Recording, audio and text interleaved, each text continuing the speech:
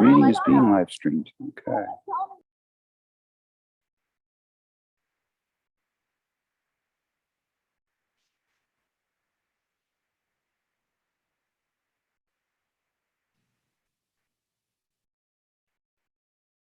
And there we are.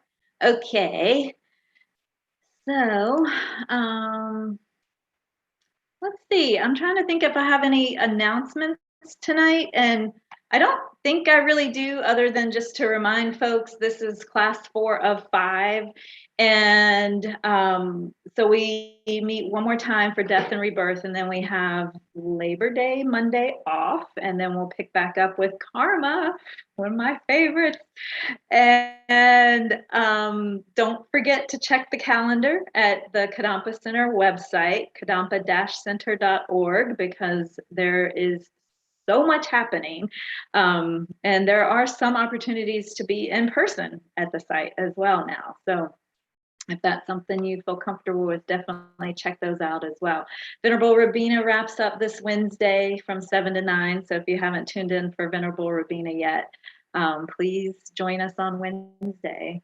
And I feel like there was one more thing I was going to say. Oh, I remember a couple weeks ago when I had mentioned that there's the new class called Experience. It's EB, Experiencing Buddhism. Steve, do you remember? Yeah, I was going to announce that too.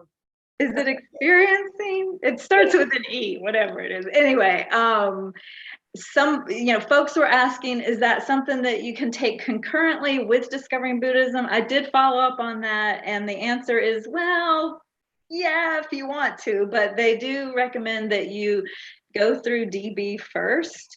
But if you're like me and you've done DB maybe 2 or 3, 4 times, maybe doing it concurrently would be okay. They just don't want folks to get confused and get things all jumbled up. So that's the answer. Is that yes, you can, but it's recommended to go through DB first. Anything else, Steve? And I think it's it's more like it's more intensive than DB. It's way more of this is kind of an introduction. This is what's turned into DB, is kind of more of like introductory and practice, and then Venerable Tendrin is going to be leading that, and she studied for years at where was it? I can't remember the name of the place, but it was in it's a monastery in Australia. So I mean, she's really, really sharp and really knows her stuff, but it will require more reading, and I really encourage those of you who feel for that. I think that's all the announcements. Oh, this Saturday or Sunday, Geshe Sampo is doing the thing around the stupa. Yes, I'm so glad you mentioned that. Circumambulating around the stupa and around the entire center. So check that out on the website as well. Okay. So we're gonna, oh gosh, I always hate when all of a sudden I go really large. Let me change my thing to gallery. Okay, good. Sorry, Steve. I'll try to warn you next time. Yeah. All right. So at some point we're going to get into groups today. So then you'll probably want to get your cameras going just so people can see who you are. You can meet new people. But let's start with Linda. Would you do the 4 measurables? Sure. And so everybody, this is to take a minute to set your intention for why you're coming here today, and thinking about this topic. For you personally, what does this mean? What are you hoping to get? And then knowing that as you accomplish your own personal goal, think of all, just really practically, how the people around you will be affected positively by that. That's one way to start with an intention setting that's actually really very practical. We do it all the time, but we probably don't take that step then to think about, wow, if I accomplish this will actually help other people. So it's, twofer. And now you try to expand it even greater. So that's what the 4 measurables is about. Okay, so I'll read these. You can read along, but we'll ask you to stay muted just because it starts everything starts to get all jumbled up. So, and I'll pause in between sentences. May all sentient beings have happiness in the causes of happiness. May all sentient beings be free from suffering and the causes of suffering.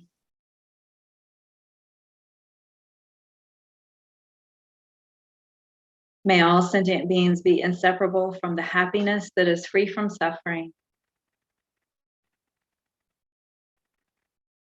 May all sentient beings abide in equanimity, free from attachment for friends or hatred for enemies.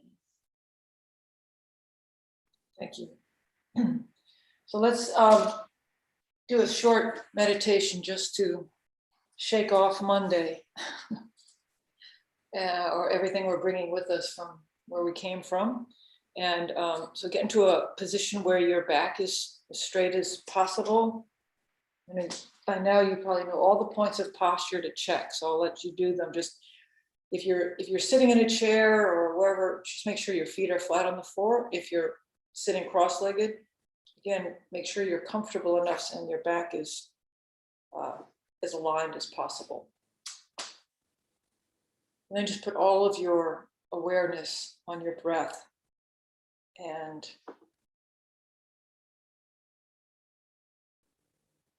try with each exhale to just release any thoughts or worry or racing thoughts, any thoughts, fatigue, anxiety, preoccupation. Just try to let those drop off of you so you can begin to notice the ocean-like quality of your mind.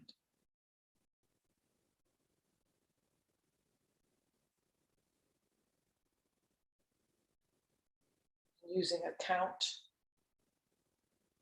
each inhale, exhale as 1, counting up to 5 or 10 as something to bring the mind back to. And as you can, if you can, then notice as thoughts begin to arise, you can start to feel them, almost like our breathing. Start to feel when they arise, and then just label it, there's thoughts, and see if they will then subside back into the ocean. And then hopefully you'll have a pause between waves. You'll be able to rest in that ocean-like nature of your mind.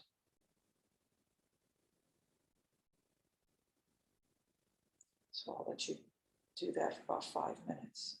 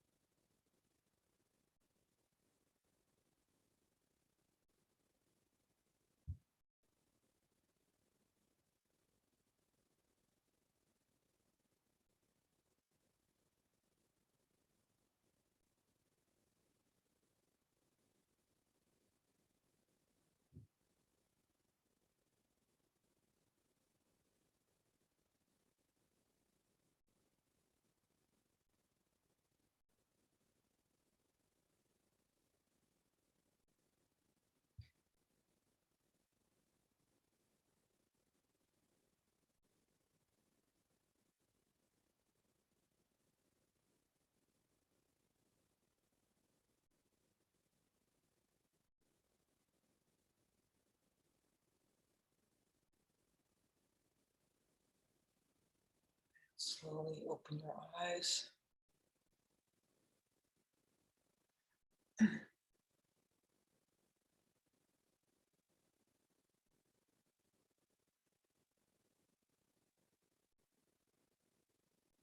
Can you hear me? I can hear you. Okay. I can't hear you all because you're muted. All right. So I want to pick up on a couple of things we were talking about last week and go from there. So let's get this chat going. What I want to use the chat for is, and then we can also talk, but it's just to be an easy way for everybody to weigh in and survey as you see, as you choose. If you have in mind like what a good death is, you know, what a good death for yourself would be, what, if anything, would help you get there, or what are some of the obstacles? So like I told you my story that I knew that I couldn't guarantee that I wouldn't have a violent death, but I wanted to better understand how to understand what would happen in the dying process, and so not fear it as much. And so doing the death dissolution helps me in that way. So and we talked a little bit last week about some other things that that interfere even when we're doing the death dissolution meditation. So everybody's got something, because it's not, I mean, it's just, we don't have any memories of going through this before. So what are some things just off the top, you know, even a stream of consciousness, write in things that are kind of obstacles between where we are right now and what we'd like to have. Does that make sense?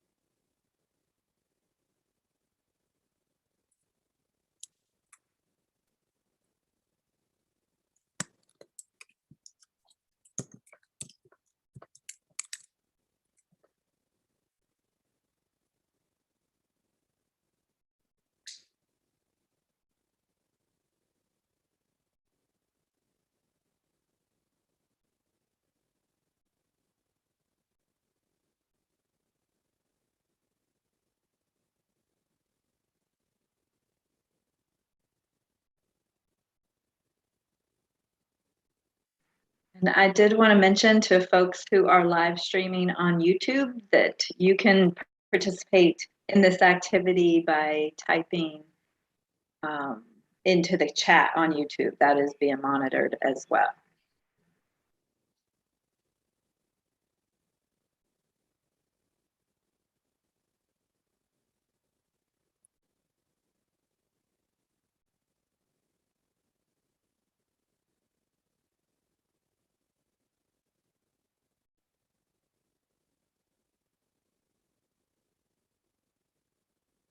Yeah, these are good.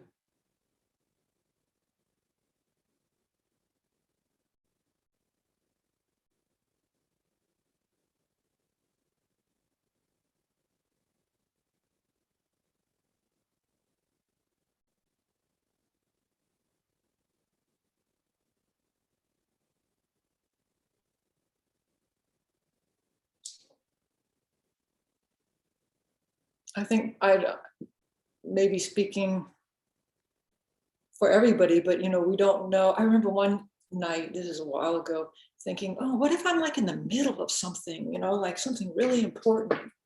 Usually that is what happens. You know, how am I gonna, you know, all these people I might have to say goodbye to. And then it hit me like on this visceral level, like, oh, because I believe in reincarnation, it was like, oh, I've done that thousands and thousands of times. So oh, that just, I don't know, something about that really helped me. Like, yeah. So I haven't done everything I want to do. I don't want to say goodbye to these people right now, you know, and something about like knowing that that's nothing new is kind of good and bad. So what I want you to do is, particularly for the one that strikes you the strongest. So I mean, last week we were talking about saying goodbye, you know, and I actually have an answer to the question that arose through the death dissolution meditation that we were doing about, you know, not remembering people's names and our relationships to them. And I talked with Geshe a little bit about that. And one of the things he was saying is that connection isn't lost. So the death dissolution process is a temporary process where the aggregates that have come together dissolve. And in Buddhism, then our consciousness, we believe, moves on to the Bardo state. But I can't remember exactly how he said it, but that those relationships, well, first of all, they're not random. And so even though you may not realize the conditions that brought those into play in this life, they're still there. And just your dying is not going to cut that tie. You know, that's not how, this is why I wish the karma class came before this class, because it's really hard to talk about all of these things that rely on karma. So that those connections and that relationship are not ever felt to be just in that finite space and time.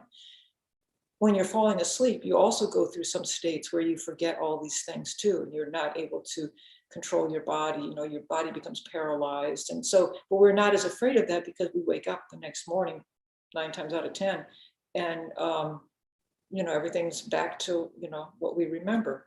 But so we have that moment where we don't remember any of that. We're just not aware of, we're not remembering that we had that. We're not remembering that we forgot. So not to be so freaked out by that. But I want you to think about what particular obstacle is primary for you, because each of them have something that you can apply as an antidote to that, to the fears, I mean, a lot of the meditations we've been doing are antidotes to every single thing that you've listed. So in the groups, we're going to talk a little bit more about that.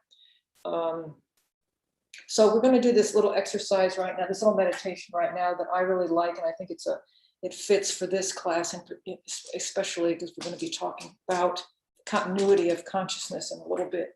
So think about some building or some place that you are really pretty familiar with. If you've done this with me before, then pick something different. I can never do this enough because I always see something new.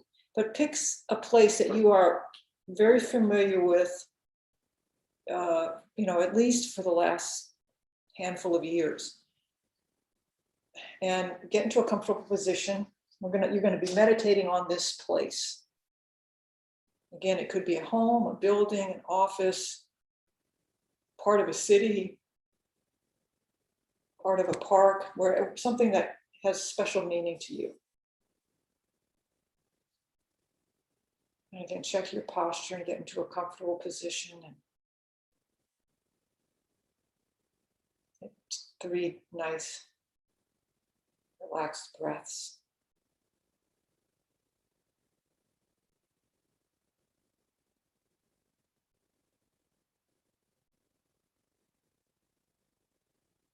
And then bring into your mind's eye this place. And take a look at it right now. What it looks like right now. It's a building, walk inside. Take a look around. What does it smell like? Go and touch the wall. What does it feel like?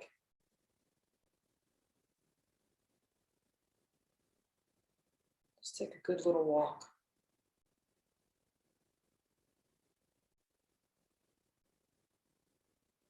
And then I want you to go back a year in time. So last summer, what did this place look like then? Who was in it? What did it smell like? Look like? What were the differences a year ago?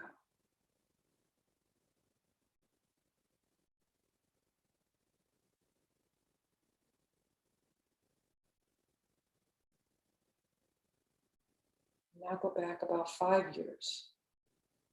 So 2015, 16. And what were some of the changes then? What were the differences?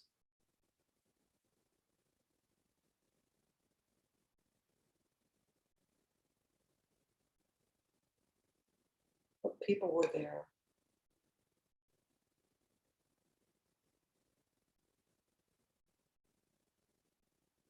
Did it look different? Did it feel different?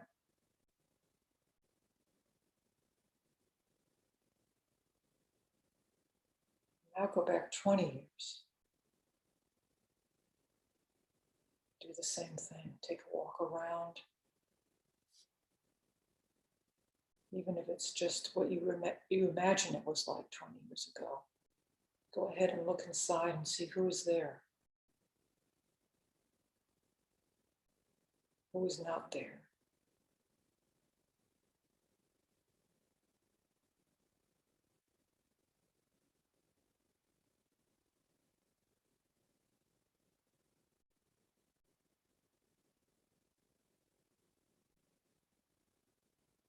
Now go back 50 years.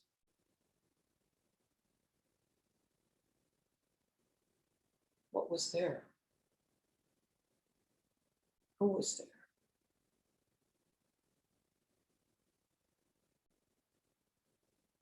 How did it feel? What did it smell like?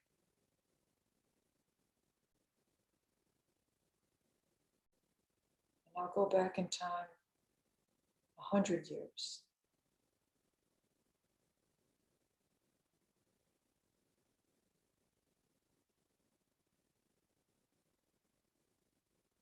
Keep going back in time as far as you want.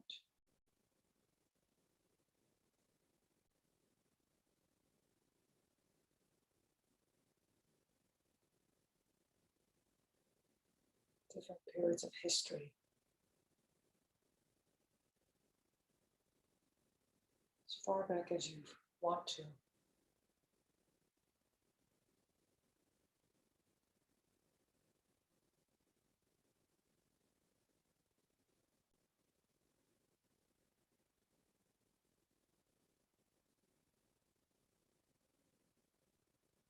And come back to the present. Go back in this space and go forward a year. What do you think the changes will be in a year? Who will be there? What will be different? What will be the same? Take a look around.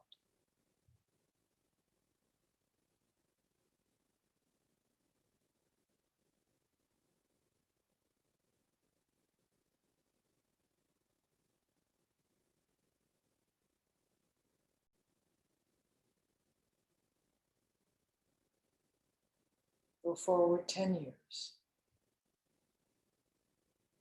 2031.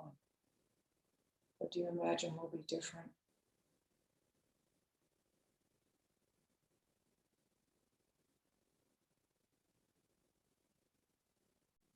Go forward as far as you want. It's up to you what it will look like. This is your vision now.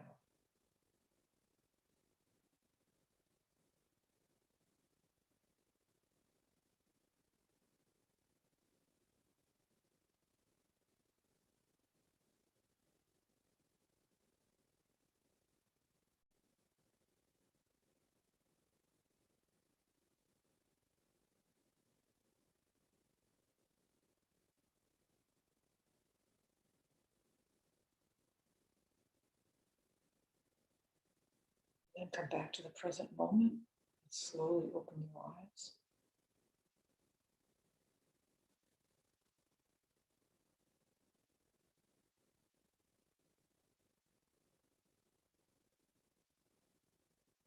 And I'm going to ask Linda to put you all into Zoom rooms of like, let's see, like three people each. And what I want you to do when you get to the Zoom room is, if you can, turn on your camera so people can see you, and introduce yourselves. Talk a little bit about that exercise, and also anything that you think would help with some of the things that we wrote in chat for you personally. Okay, so we're going to be in these groups about 10, 15 minutes. We'll send a note when we're about halfway through. And any questions before she does that? And YouTube people, we might try to chat here, but you can't participate. But you can do this on your own, you know, write down, kind of journal a little bit about how do you think that exercise might help you? What happened during that exercise that you want to remember? Sometimes things happen and then forget them instantly when we come back. So if you're in the YouTube room, kind of write down what you want to remember from that exercise, how it might help you, and then any other things that might help with some of the obstacles that we listed in chat. And Steve, should you and I be assigned a room or no? No, I mean, you can. Okay.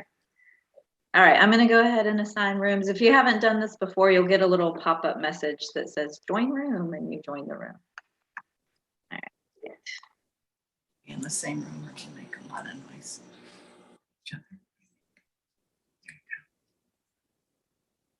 Room one, room one.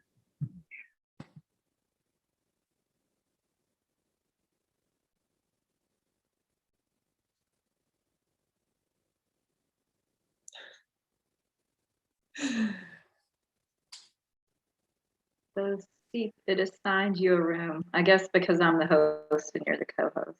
Right. It assigned me, but I just said, no, I'm not joining. Okay. And it didn't assign me, so. Yeah, I think I missed a couple more of these chats. Maybe for the folks on YouTube, we can read out these chats that folks Okay. earlier. Yeah. Would you like me to do that? Yeah. Okay. So the prompt was, what are some of the obstacles that you feel like you have? Right. Leading up to death, is that what it was, Steve? What gets in the way of you having the kind of death that you want? So if you can imagine having a good death, your own obstacles, you know, fears, sadness, and outside obstacles as well. Okay. And so those comments are, I feel like I still have lots of time to prepare, like for death. But the reality is we don't know when death will come. So my obstacle is procrastination on being prepared. The next one is fear of the unknown. Next is fear of it being long, drawn out, and painful, or the opposite, unpredicted and fast. Next is fear of having unresolved personal issues with others. And next is breaking free of the fear cycle that keeps me from living fully and experiencing joy. And next, I would like to die in my bed, peacefully reciting a mantra and in complete meditative state. Next, we think we never are going to die. Our minds trick us. And feeling like there are a lot of things to do or accomplish before then. The older I get, the more I realize I will be gone, but I can't waste energy on, excuse me, on how or when. Just live and love healthy until I do. And fear to leave my family unprepared upon my death. And then lastly, meditation on death is part of my daily practice. I'm coming to terms with probably having to die with loved ones around me, crying, and I wish fervently to die instead in peace with joy, surrounded by positive energy. No control over that, unfortunately. Right. So how many people are on YouTube? 5. Okay. So you can think to yourself about what are some things that, if you share these or others that you have, what antidotes can you use to help with those? For example, Fear of leaving my family unprepared on my death. What are the ways to prepare them? And someone on YouTube just shared regret for things that I've left undone. Right.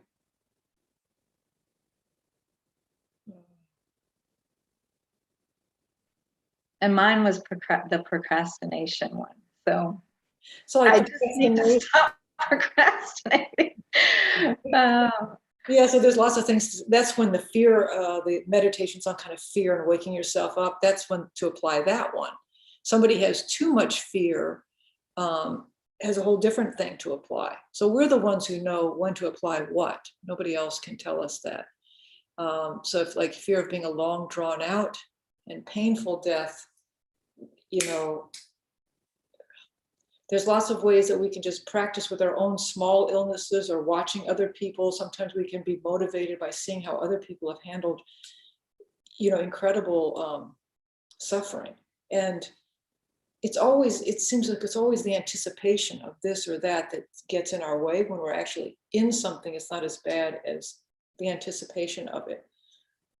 But having as many tools as possible ready for us, because, it's our mind. We're treating our mind. And so as many tools as we can have for all the different things that arise now and beforehand is the whole point of practice. So for me, fear of the unknown, that's why I like the death dissolution practice. But there's no, and also just reminding myself of why I'm practicing. Using things to inspire me. So it's kind of scary to know, we can watch everything in this life and see somebody who did something before, like I can see people ahead of me. When I was a little kid, I could see people ahead of me, but we don't really get that much of a glimpse of what's coming next, And so that's why it's helpful for me to read different Buddhist texts on the Bardo states and on what to do, and listen to those teachings a lot to just keep implanting that in my brain, saturate myself with it so that it kind of, I can use that as an antidote to the fear. All right. Maybe let people know they should, I don't know, how long have we been? Maybe about, I don't feel like it's been very long. 5 minutes, maybe. All right, I'm gonna run to the restroom, and then we can email them and say, or send them a little note saying we have.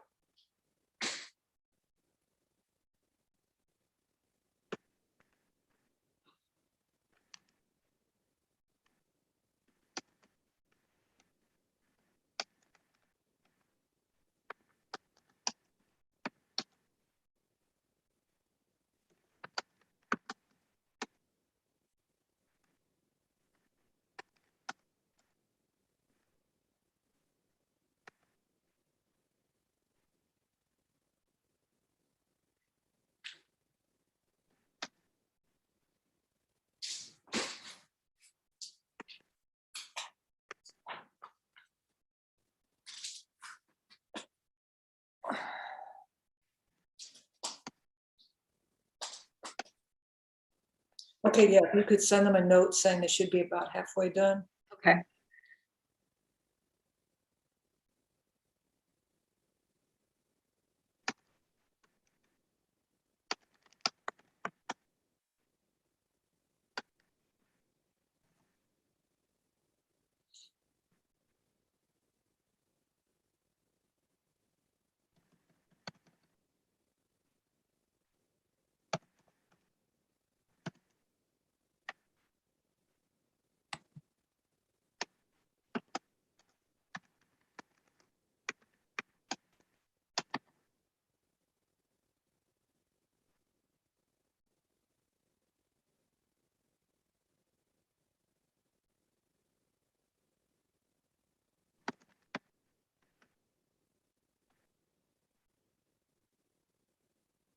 Are you getting these messages?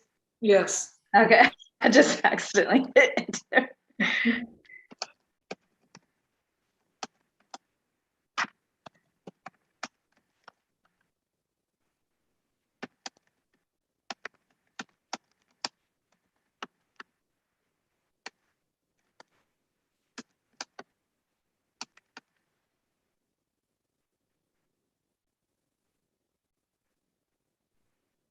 I'm finished.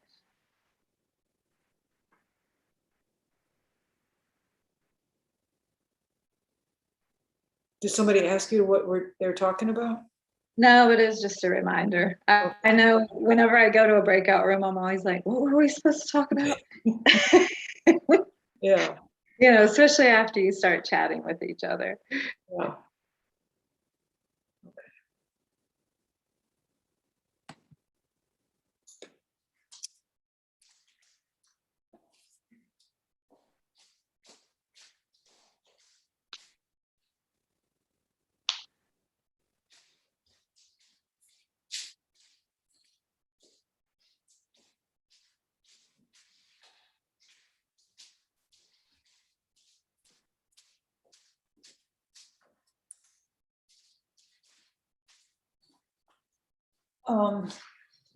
Yeah, thanks for sending me that link. You know, I didn't get a chance to look at it yet, but that section of the FPMT website, it's so, it's so hard to get to.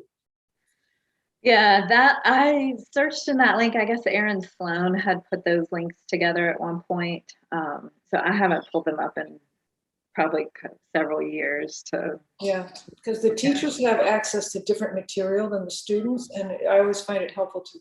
I was looking for something in particular because I want to talk a little bit about reincarnation because people have been asking me some questions.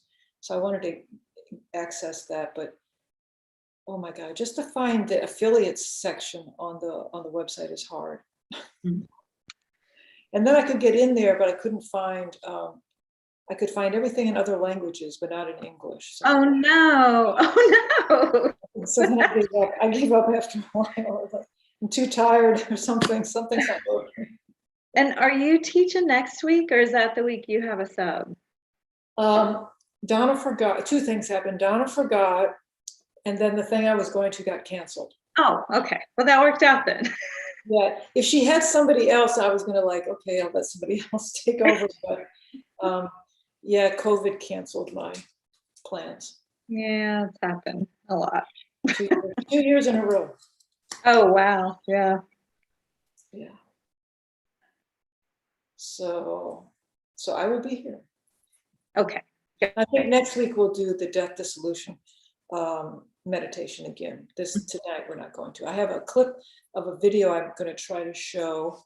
Okay. Let me see if I still have that. There's a choice when you share a video that you can optimize the share. Yeah, when you click share screen, down at the bottom it says share sound, optimize for video clip, and you can click on optimize for video clip and it should make it better. Okay, I see advanced sharing options. Is that what you're talking about? Actually, it's under basic, Well, at least on my screen. Oh, yeah, and it's on the advanced as well. And it's, I see, yeah. Share okay. Do I hit share sound too? Yeah, I guess you should. Right, okay. Yeah. All right, tell everybody, let's see. Yeah, bring everybody back. Okay. I thought there was a way to like give them a 1 minute warning. Well, I think it gives them 1 minute. To Okay, automatically. Yeah. Okay. Well, I gotta plug in my computer because it's running out of juice.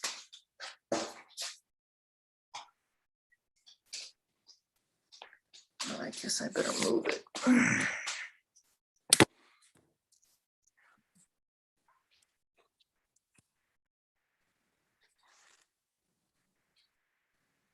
Welcome back, everybody. Don't get dizzy.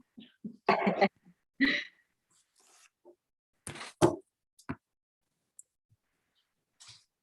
like we're waiting on a few more, Steve. Yeah.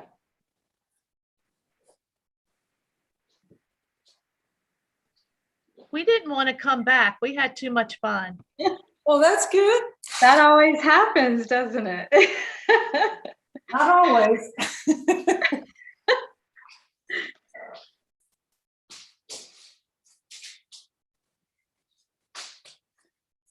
All right. Well, I'm glad it was fun. I think we have everyone back now. Okay. All right, how did that go? Anybody want to report anything? Feel free to either just raise your hand or unmute and share. Especially if you found something that's helpful.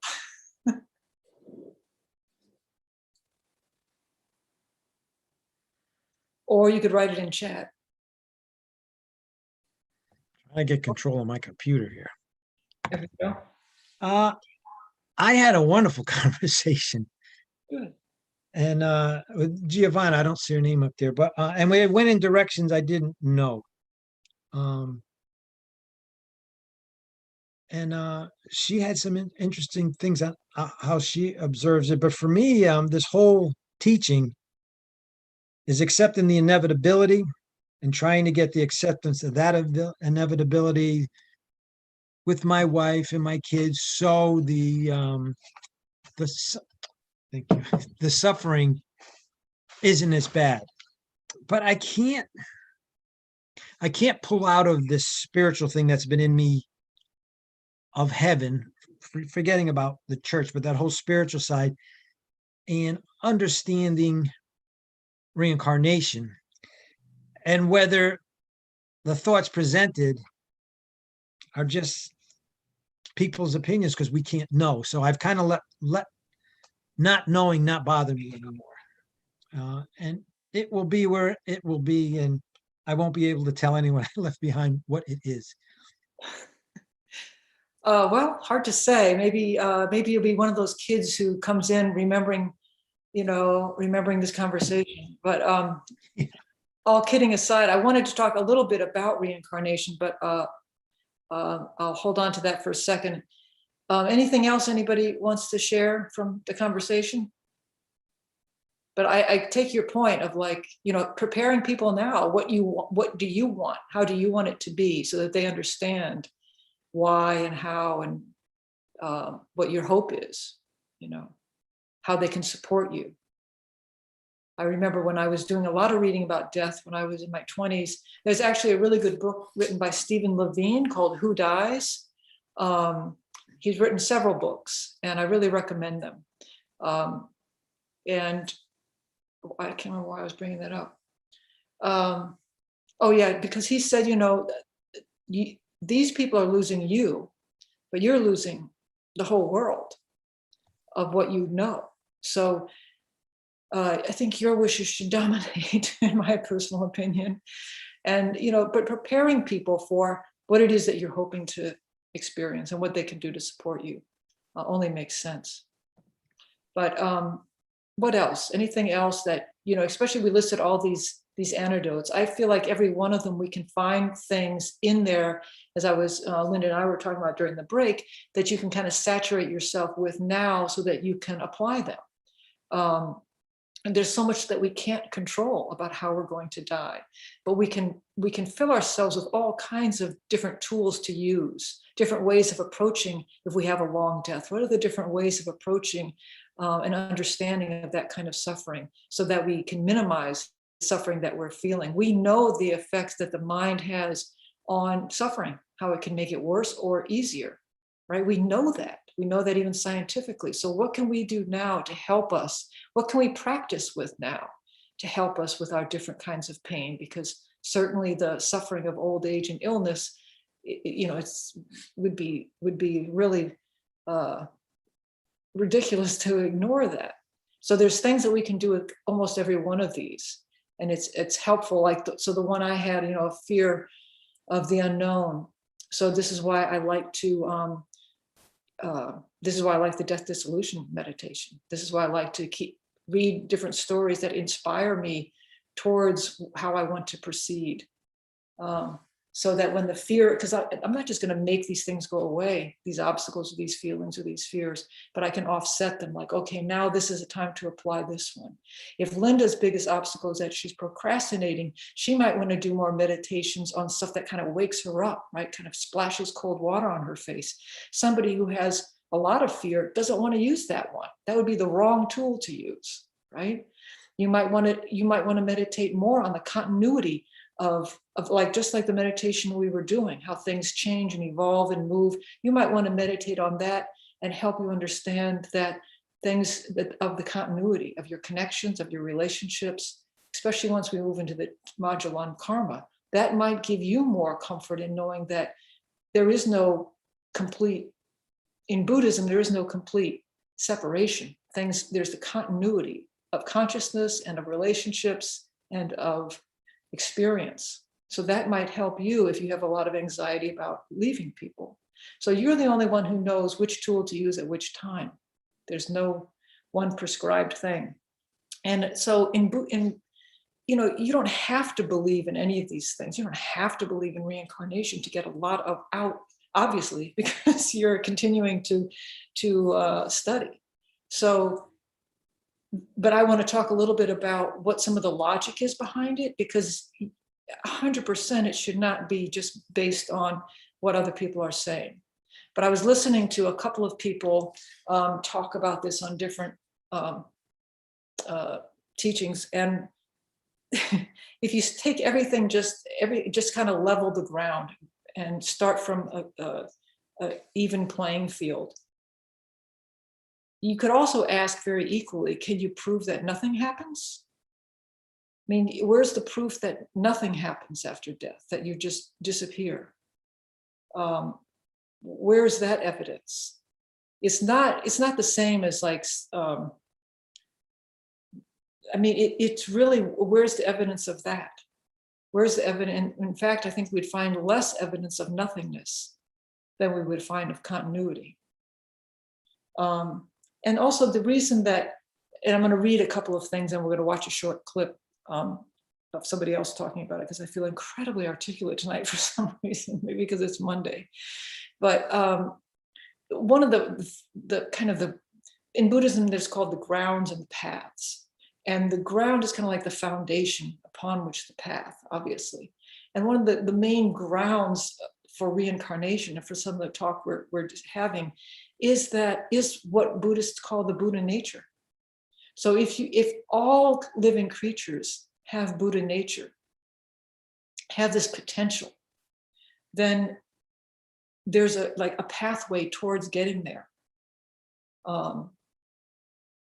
That's a key piece of Buddhism that I'll just kind of start with that. And I want to read a couple of things to you and then see if you have any comments about this. But I thought this is just like a really little sampler of some information that you can get a lot more elsewhere. But let me just read something.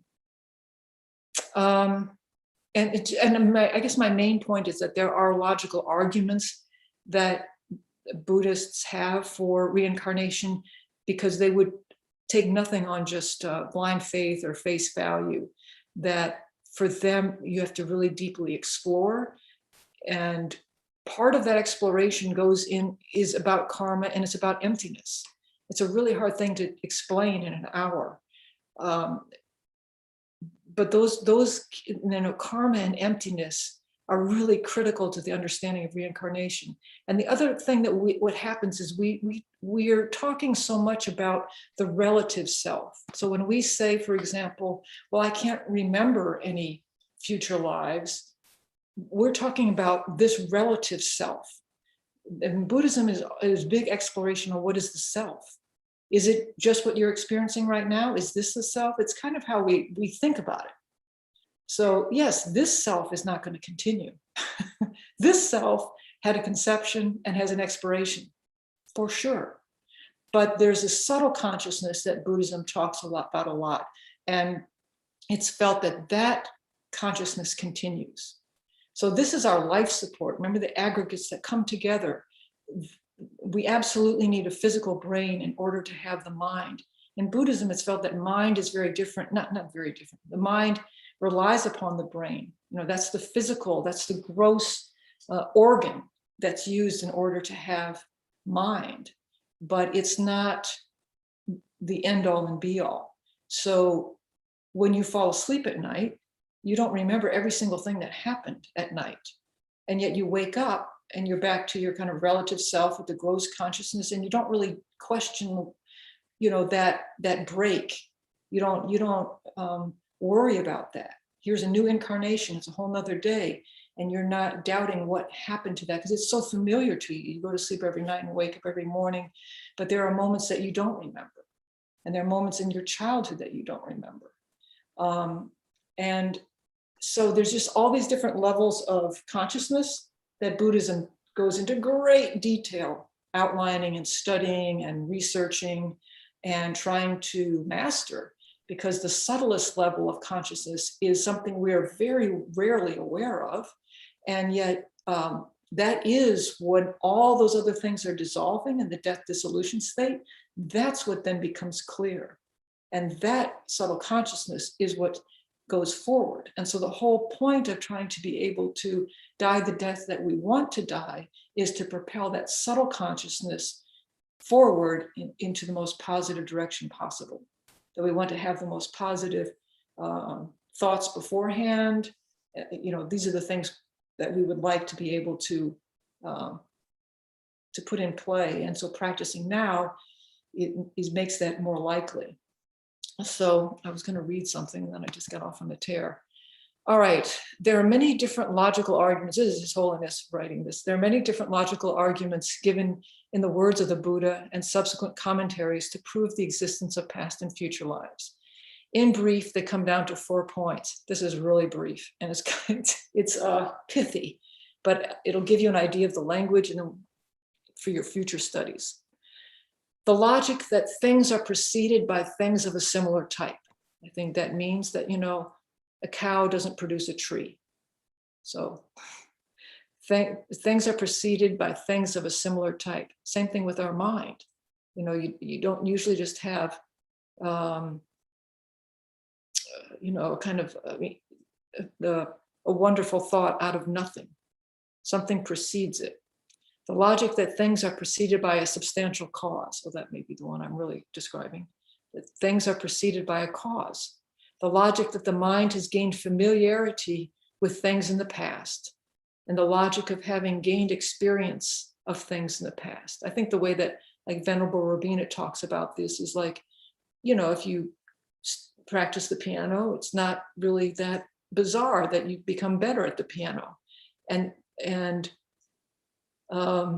that's similar to the way that consciousness develops, is that she says, I was born angry. Whereas her sister, she says, was born really as a peaceful child. She feels like this helps her understand kind of the karmic imprints from past lives. Ultimately, all these arguments are based on the idea that the nature of the mind, its clarity and awareness, must have clarity and awareness as its substantial cause. It cannot have any other entity, such as an inanimate object, as its cause. This is self-evident. Through logical analysis, we infer that a new stream of clarity and awareness cannot come about without causes or from unrelated causes. While we observe that the mind cannot be produced in a laboratory, we also infer that nothing can eliminate the continuity of subtle clarity and awareness. As far as I know, no modern psychologist, physicist, or neurophysicist has been able to observe or predict the production of mind either from matter or without cause. So, yeah, we understand that, the mind needs a brain, a body, but I think his point is that that's not the cause. The body is not the cause. So have I lost everybody, or is this interesting? Okay, so I'm going to play this little clip of I think it's actually a podcast. So those of you who might have heard Robert Thurman, he is, first, most people know he's Uma Thurman's dad, but more importantly than that, he's a professor of Buddhist studies at Columbia, or was, I'm not sure if he still is. He's been to Raleigh, and Geshe-la knows him. He's a really wonderful guy and a fantastic teacher. So I'm just going to play this tiny clip of this podcast. It has visuals, so there's something to look at. But I found a bunch of other stuff on YouTube. Just type in Robert Thurman reincarnation or Robert Thurman death or anything. He's apparently got a podcast. But he talks, and one of the ones I didn't, I'm not going to play it tonight, but he talks about the self, and he really goes into the difference between the relative self that we mistake as the absolute self. and that there is no absolute self, but that we get confused and mistaken by that. And it's really interesting. Maybe I'll try to show a clip of that next week. So let me see if I can share my screen and do this. No.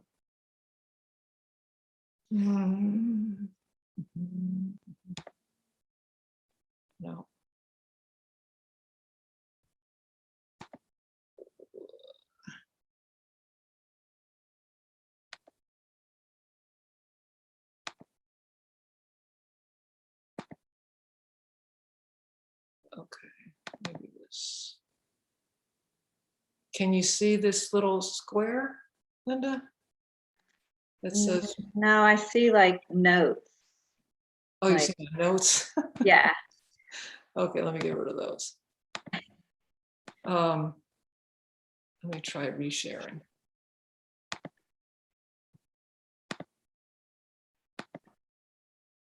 Oh, come on. Do you see this now? It says, what is Buddhist belief in past and future? No, I see. It looks like your home screen. Like there's an elephant on it. Yeah. I don't know wonder why. where the video is. Huh. I see it, but yeah, so elephants are my favorite animal. Aw. Let's see. Oh, maybe I have to do that optimal sharing like you told me. Share sound, optimize for video clip. All right, one more time, guys. Let's see. Now I have to put in a password, which I don't have. Oh. To share your computer audio, please install the Zoom audio device. Huh. Maybe unclick that. So I wonder if I could just send this to you. Oh, there it is. There it is. Okay. Try playing it now. Okay. And then you might also, yeah, make this exactly. Okay. Let me know if you can hear it, Linda. Okay. So one Yes. of the things about when you say believe in reincarnation, when we think of it as an entity like reincarnation, we think it's believing in a mystical, abstruse religious doctrine. The people here in Ladakh and actually many Hindus and Taoists and things as well as the Buddhists, to them, the rebirth issue, the fact that human life has this extent over many lives, what I call the multi-life perspective, is like belief that the road from here to the Kalachakra thing is still there, and we can drive on it, or the road to Stock is there. It's a common sense belief. It isn't, it's a belief in a biological description. And then people more educated know that, of course, even that description, although was considered by the Buddha the most useful one, is not an absolute description. There can be refinements in the description. It's still, if somebody, it's like Carl Sagan asked the Dalai Lama. Somebody has it on film. I've seen it a bunch of times. I wasn't there. He said, well, Your Holiness, if we organize a foolproof, fantastic experiment and prove beyond a shadow of a doubt that there's no such thing as reincarnation, what would you say? Well, he thinks for a minute. He says, I stopped believing in it. It's just a bunch of baloney.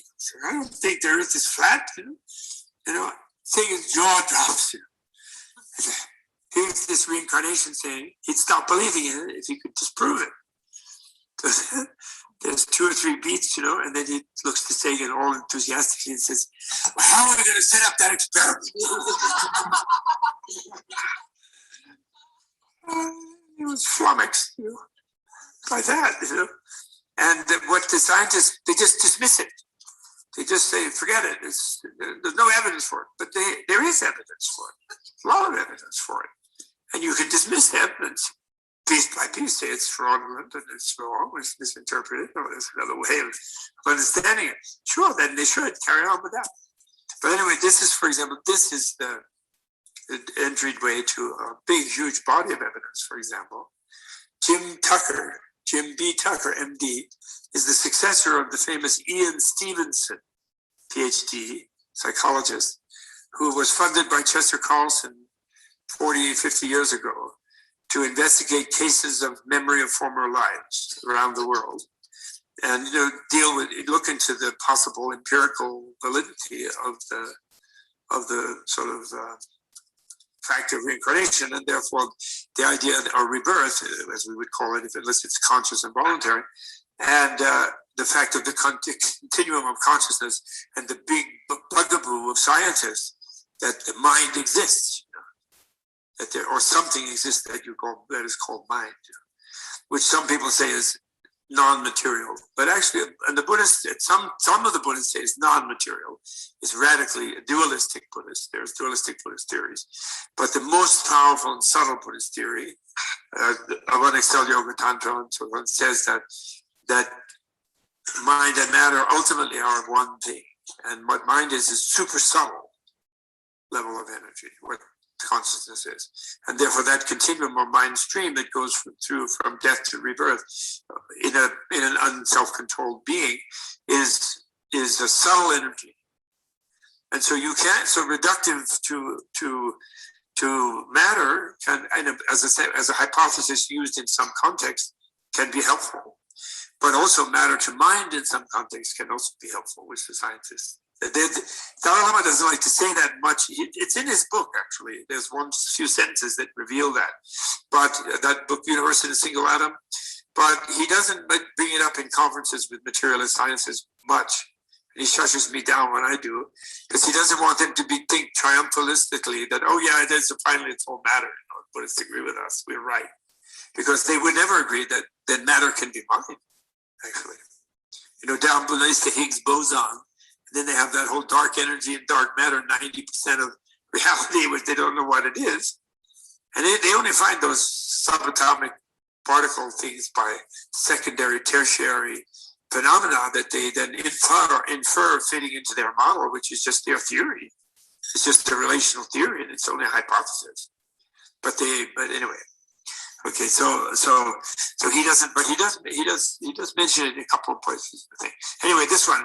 These are extraordinary cases of children who remember past lives, and they have thousands of cases of this, which Ian Stevenson, before Jim Tucker, who took over that institute at University of Virginia, Charlottesville, which he was a member of he was chairman of the psychology department when he received that grant, and he had to fight his department, and then the department had to fight the board of trustees, even in the 50s, to accept the grant and to devote, and then eventually he retired as chairman of the department, and he ran that institute.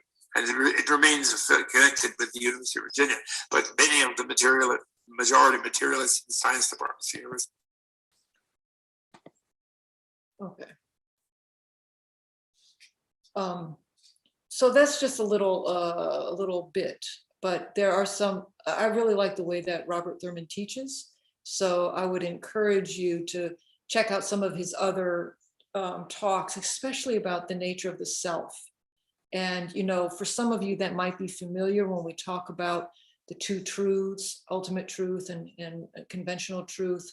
And if you start dabbling around in those ideas, that you're getting into emptiness and karma and all of that. It's rich and deep, but you have to remember, again, the whole purpose is to make us better people. And so that we are, so we remember kind of why we're here and what we're doing. So I'll end by telling you a story that, because I can get really lost in some of these deep things about emptiness. I really love studying some of that, but it's not really, it helps. If it's supposed to help in this way. So you've heard me talk about when I was caring for my mother, and at one point she was in a assisted living facility, and there were some people who were so nice to her there, these other residents.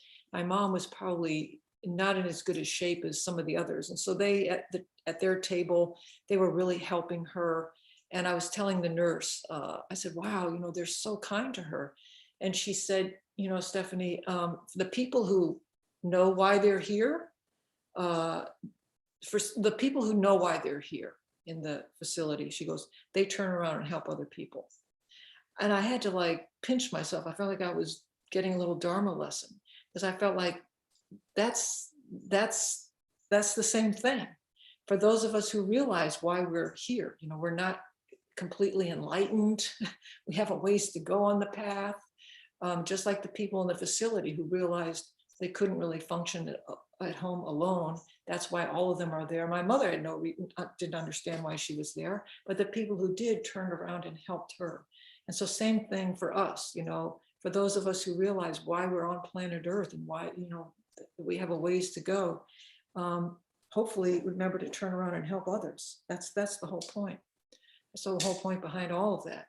And then everything else we're learning is ways to empower ourselves on that path. That's what it's all about. You know, if something doesn't make sense, just set it aside and go with the things that do make sense. You're the one who knows yourself inside out and what will work better for you now, what will work better for your circumstances. So I hope that's helpful and not more confusing. Feel free, you know, again, like send me questions that I can try to cover. Oh, there's 10 new messages. Is that true? Most of them, Steve, are asking like for Robert Thurman's name and Oh, okay. like that. Yes, he was talking about Carl Sagan. That was a picture of Carl Sagan. Yeah, some of the audio was hard to hear. He talked about the book Universe in an Atom that His Holiness wrote. I haven't read that, but I think, you know, His Holiness talks a lot, has a mind science institute once a year. So he meets with lots of different scientists and talks about a variety of these things. And some of you who might find that really interesting. Yeah. Okay. Yeah. All right. I'm just making sure I got everything. Yeah, so, you know, you'll find lots of stuff on reincarnation. Just be careful who you watch, you listen to and read. Robert Thurman, you know, he again, he knows a whole lot. He's a really entertaining teacher. There's a lot of stuff that you could see of his. If you find something of particular interest you want to share, then, you know, let me know. We can see if we can have part of that next week. Next week is our last week. What we will try to do a bit of the Death Dissolution meditation perhaps at the end. So if you don't want to join with that, that's totally fine. If there's something that you particularly want to cover, let me know now or put it in the chat. I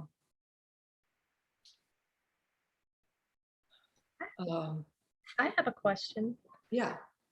I was watching a short video and the name of it was what is the real purpose of meditation? And they went into meditation is great. Your practices are great. If you're not doing the death meditation, then you're kind of missing out. So it was, they said that they went into actually dissolving the body and melting the body, having different ways that the body, you could die. So you could, and they would even meditate on what it would feel like to have a coffin close on you.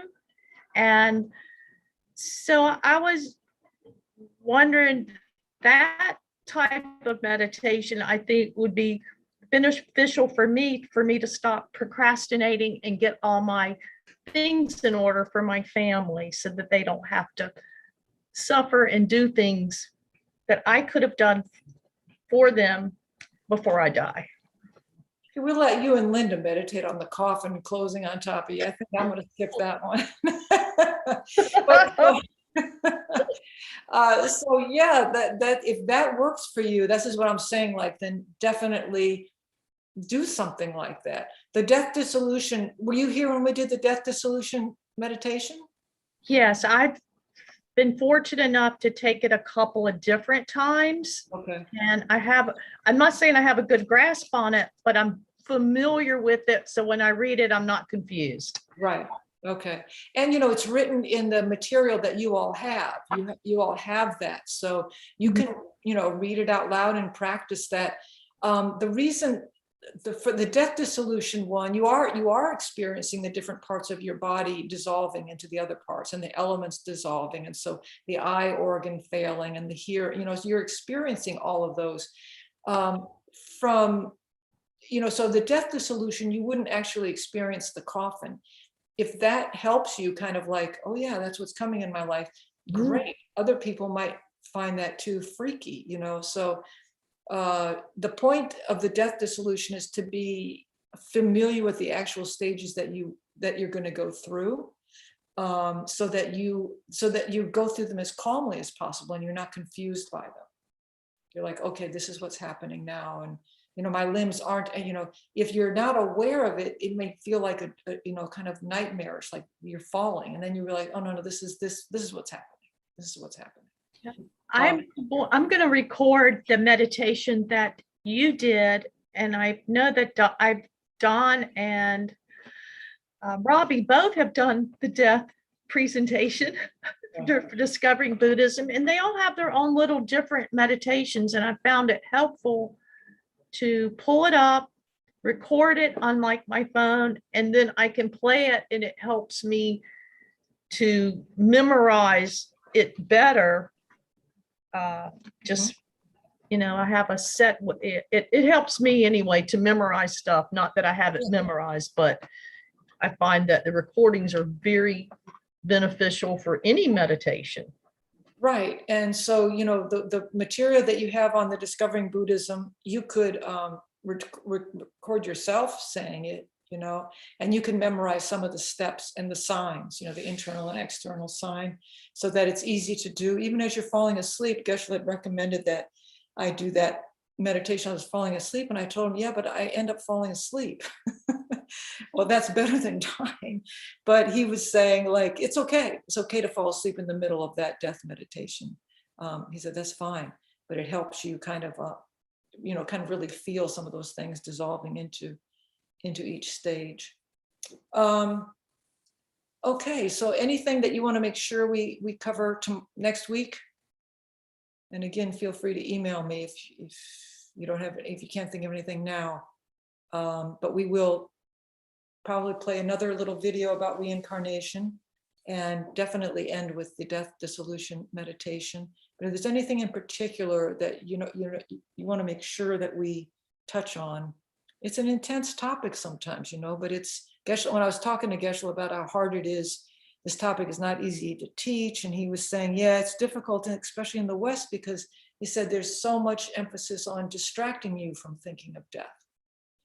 And, you know, we hide it so well. We're not like, you know, my mother's generation, when somebody died, they were laid out in their living room for a day or two, you know, so it wasn't as hidden from us.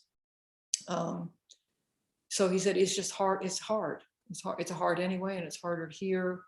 So ways to kind of look at it that don't freak us out is a good thing.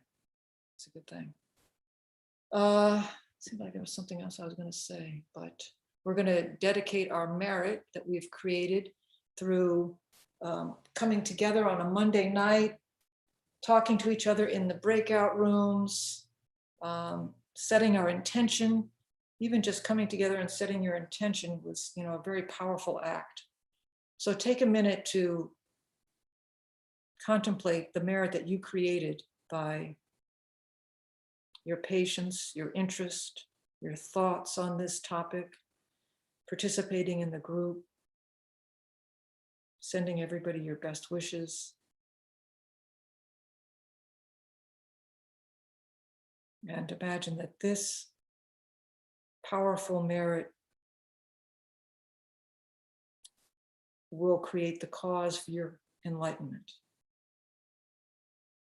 This merit, joined with the merits of all that you've created before, will become part of the cause, the substantial cause for your complete enlightenment. And Linda, if you have Shanti Deva's prayer, then you can read that as a final dedication. Yes, sorry. Let me just find what I did with it.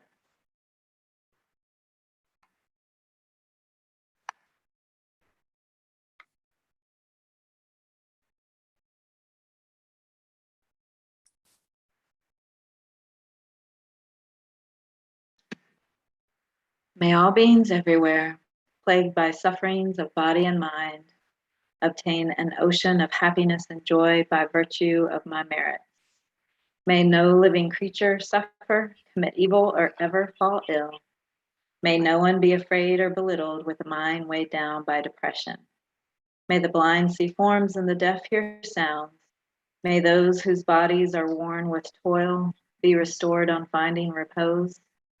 May the naked find clothing, the hungry find food. May the thirsty find water and delicious drinks. May the poor find wealth, those weak with sorrow find joy. May the forlorn find hope, constant happiness, and prosperity.